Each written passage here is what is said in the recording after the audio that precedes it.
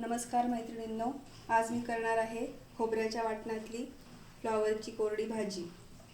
अर्धी खोबऱ्याची वाटी, 10-12 लसणाच्या पाकळ्या, 8-10 कढीपत्त्याचे पानं, थोडासा आल्याचा तुकडा आणि अर्धा चमचा जिरं टाकते आणि आपण हे सगळं मिक्सरमधून फिरवून घेऊ।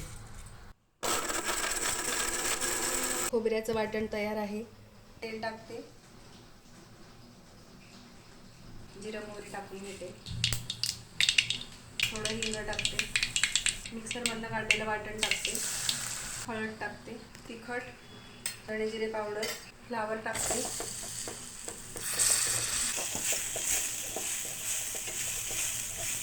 चवीनुसार मीठ, चवीनुसार थोडी साखर। आता भाजी शिजवून घेऊ। भाजी तयार आहे। तुम्हाला जर भाजी खूप खाली लागते असं वाटलं तर पाण्याचा शिपका तुम्ही मारू शकता।